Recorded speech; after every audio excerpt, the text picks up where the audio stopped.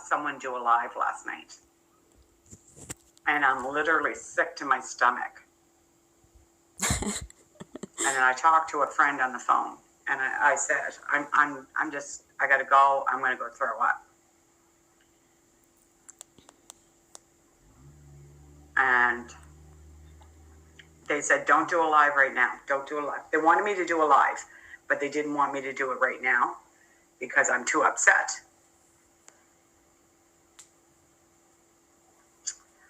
Ralphie, as I call him, as all of Summerside calls him, it's tattooed on his back. He was 21. He was born January the 15th, 1973. I was born May the 21st, 1960. He had just turned 22 when I met him in January.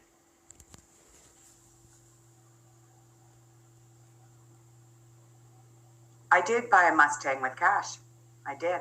Yeah. My oldest nephew. Not my oldest nephew. My younger sister's oldest son. He used to come over and we'd lay in bed and we'd watch hockey together. Hi, Annette. Hi, hon. I love you, Annette. Thanks for being here to support me. Anybody comes in here, get rid of them because I need to talk.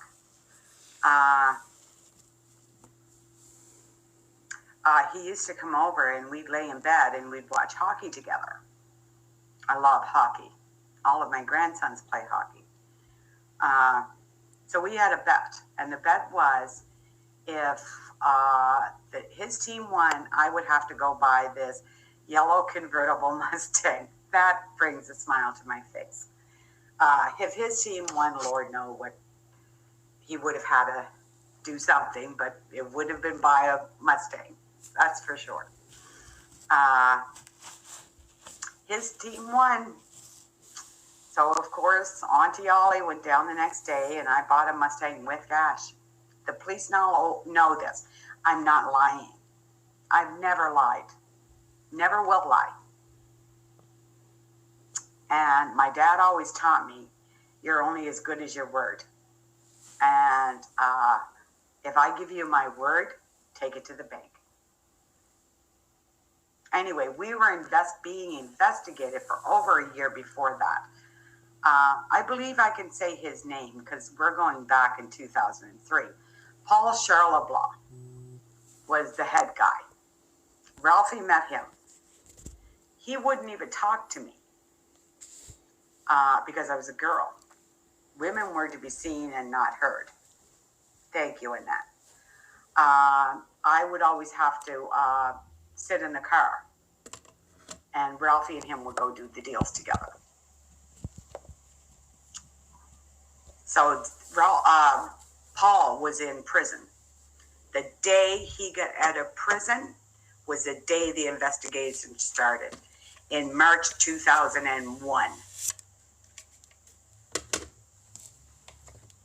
The bust happened in March 2003. When I met Ralph, I didn't even know what a gram was.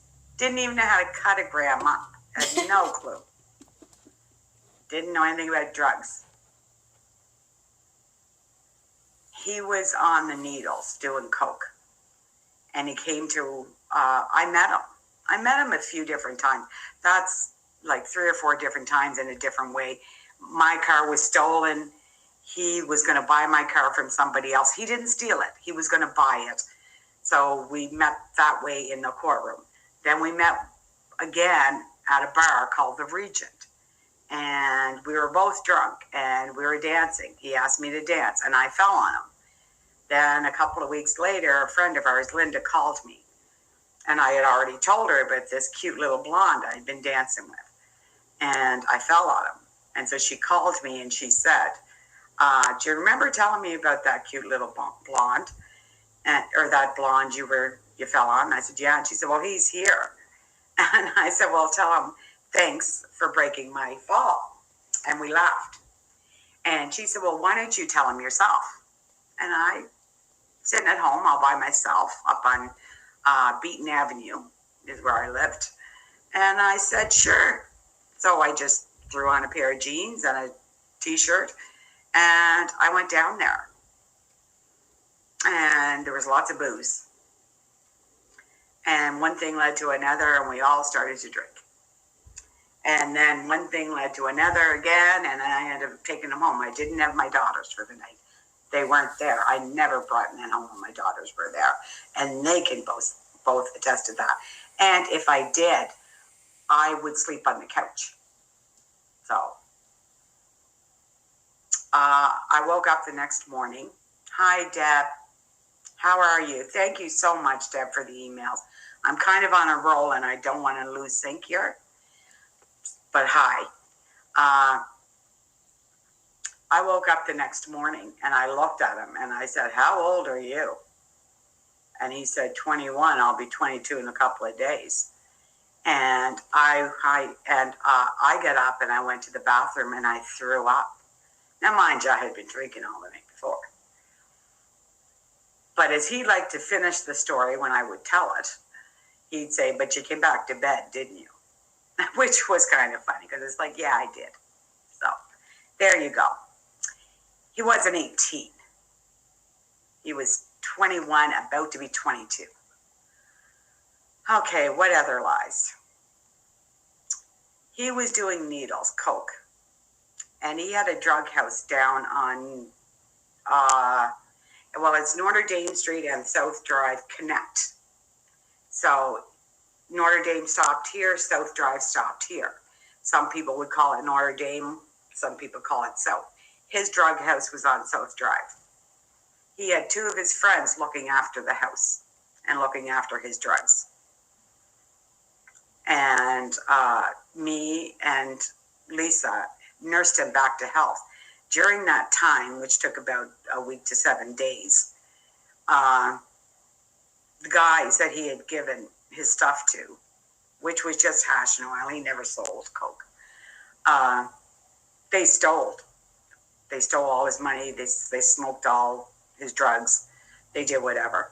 I was working at Gentleman Gyms at the time as a waitress. Servers, as they like to be called now.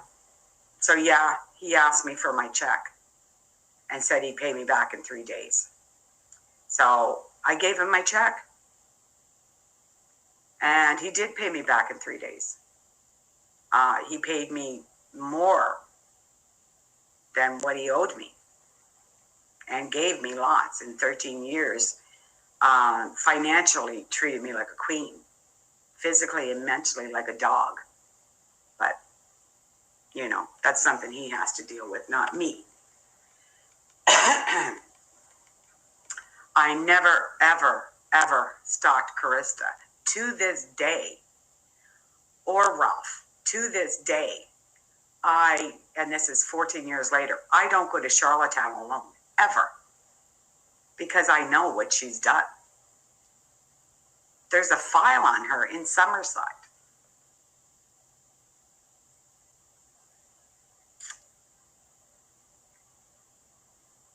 So I don't go down there without someone.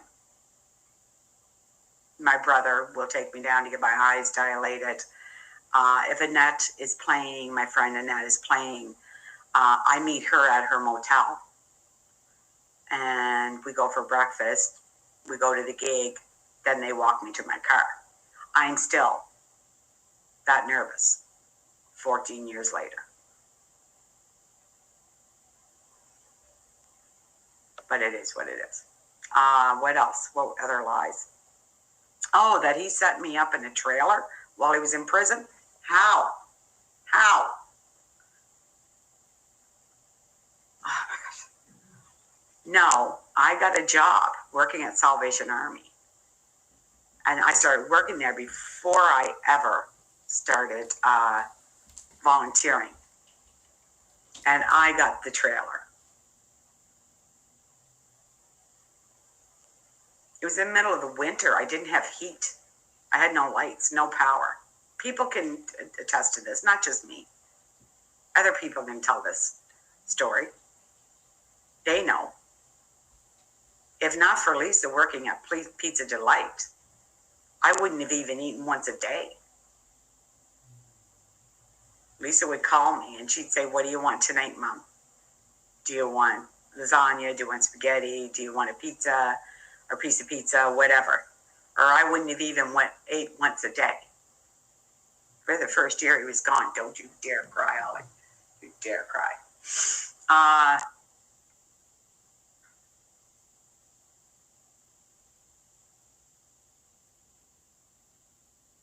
It's crazy, Annette. It's crazy. The room, I just want to get this out before anything else. The room that Tiffany was sitting in last night while she was doing her live, Lynn sent me a picture of that room months ago. The same pictures on the wall, the same dirty, filthy Chesterfield. It's like, what's going on here? What is going on here? When it was her thumbnail and she had the live that it was going to be in 3 hours, I thought, oh, well, Lynn sent her a picture to use as a thumbnail. And I'm watching the live and I'm recording the live. And then it was like, oh my God. And that's when I phoned you, Annette. I stopped recording and I'm like, oh my God, Annette, something is terribly wrong here. Like, that's the picture of the living room that Lynn sent me. She texted that to me. What is going on? I didn't know we're on a call. I left it on your voicemail. So then I went back to recording. And as far as the Ralph Edward McKenna that passed away, he lived up the street from me on Brophy Avenue, just 2 streets over. He was with a friend of mine, Joan Frizzle, for like 20 years. We used to joke, Ralphie, the two of them used to joke with each other about being called the exact same names. And I knew his spouse of 20 years. You actually think I went the next day after he passed away and tried to get his benefits? Are you people fucking nuts? Seriously. Jesus Christ.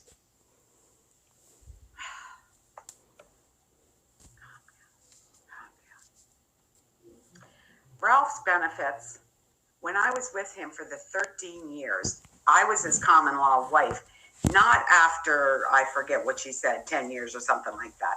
I was his common law wife after, if they leave a toothbrush in your house and stay overnight and come back the next day, automatically in PEI, you're considered common law. Phone the federal government, you'll see. We lived together for 13 years. I was classified as his wife when he was in prison. I was classified as his wife on the home we owned, all the vehicles and everything. I phoned the government after he left me and petitioned for the 13 years, just the 13 years we were together, for half his pension, because he was so jealous and insecure. He made me quit my job. I was a bartender. At that time, I moved from being a server to a bartender at the yacht club, Silver Fox Curling Yacht Club. Look it up, people. He was so jealous, he would sit at the end of the bar and start fights with people, with guys that were nice to me or if I was nice to them. Anyway, it was easier to quit. And to be quite honest, I didn't mind it. Didn't mind quitting. I liked being a woman of leisure. So I petitioned for the 13 years we were together. That's what I got. Just those 13 years. From 2000 and the end of 2005, so starting 2006 on, that will go to Carista and her 2 daughters that he adopted. Not to me. Not to me. I already got mine. Mine, the $62,000 and some dollars, is in my old age pension. I already got it. So I don't get anything more from him. Educate yourself, people. Educate yourself. You go around, you start assuming, you start telling a bunch of lies that when he got out of prison that I asked him to go back into drug dealing. Are you absolutely crazy? I had a grandson at the time. God. My biggest fear is my grandchildren finding out about this without being told by their moms and their dads first, because that's who should tell them, not any of you people.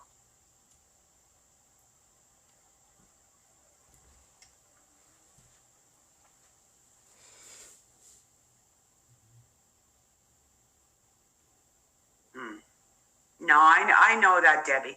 Listen, I know that, Annette, and I appreciate it. I have tried so hard, and for so long. And yesterday was a bad day. I took bad advice.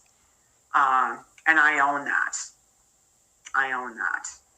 And yes, I will be making this private, people, so I hope you're recording it. All privates will be made, or all live streams will be made private from now on. And that's not only for my sake, that's for everybody's sake, whether you believe that or not. It doesn't matter to me. And I'm trying to think, Annette, is there anything I'm missing? Because I got really worked up with the, I wanted him to sell drugs again. It's like, oh my dear God. Oh, and I was having an affair with the boss. No, the boss liked me a lot. Yeah, but no, I didn't have an affair with him. Oh, and I had a hit out in Ralphie. I had a hit out in Ralphie. No. Paul Charlebois had a hit out in Ralphie.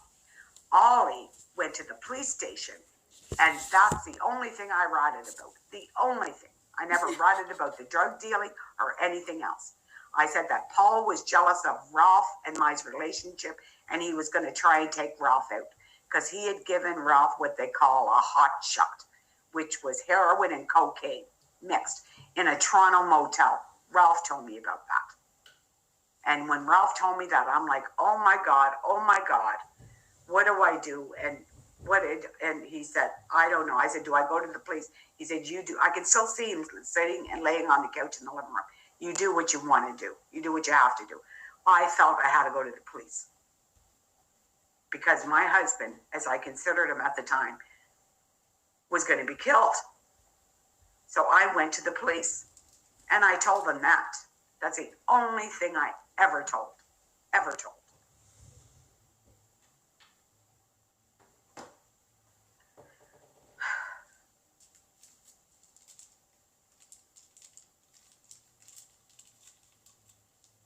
Annette, I can't remember what else. Deb, did you watch that live last night?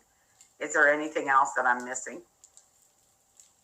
Because I just want this done and over with, and I want to go have a good cry and a smoke and go lay down. Oh, I know that, Annette. Like I said, what kind of a woman puts a 60-year-old woman, almost 60 years old woman, on a pedophile link? Who does that? I have that recorded. I'll record it. Going to my lawyer. So is your live stream where you're calling me a coke dealer, and I do coke at night. Trust me. You are in for a world of hurt, and all your little gang can't help you. Anything I'm forgetting, Annette? The car. I did buy one. That's true. That's not lying.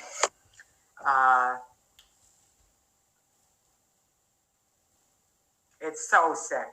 Who puts a 60-year-old woman's face on a predator's list? Who does that? I clicked on that, and I was trying to click out and how to do it, and thank God I was smart enough to get a screenshot, and then thank God she was stupid enough to put the link back up, and I could get it recorded. Oh my gosh. Because then it shows up in blue.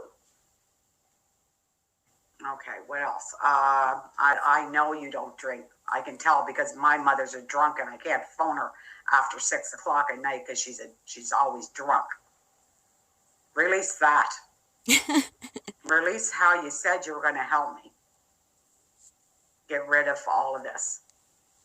You had no intentions. None. You were roping me in. And me being naive and whatever. I did not know. I'm going to show that. Don't anyone touch that. I want to talk to that. I never, ever threatened her kids, buzzed. Ever. Never. I said, spend more time. What? You've been sick for a month. Thank you, Annette. You've been sick for a month. Owns what they don't tell you. She also owns Jim Marshall's wife's. That's a lot of work. A lot of work. When do you have time? And how do you sit in Lynn's living room and do a live chat? What's going on, people? What's going on? I have a picture that Lynn sent me. And that's the living room that Tiffany was sitting in last night. What in the shit is going on? I have never in my entire life, and I know I'm kind of sheltered in PEI. There's not a lot of crime.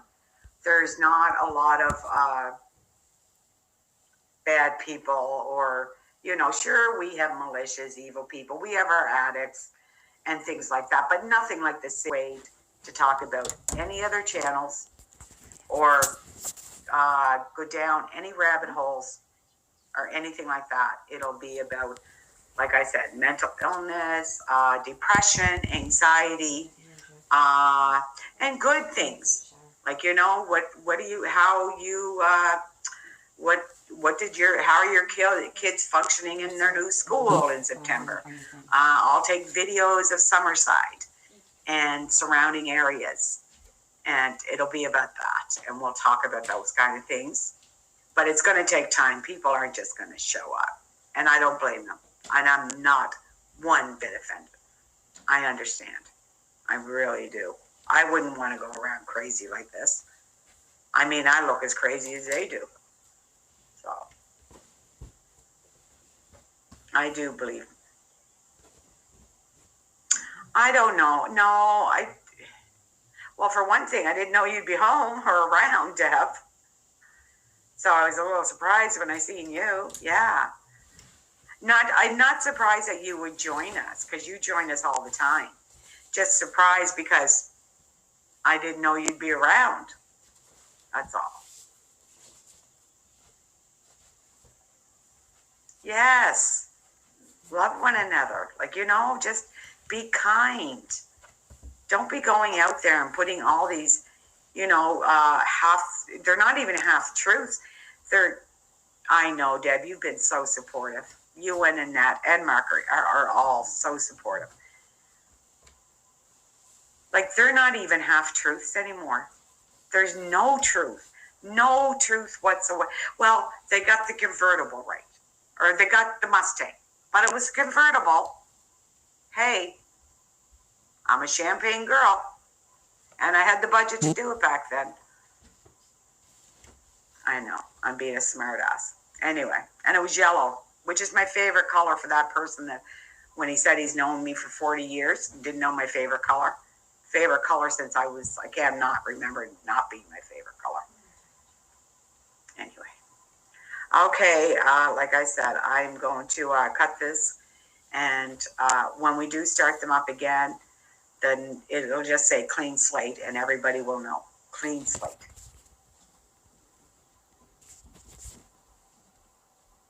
She does, Deb. She does. And so do you.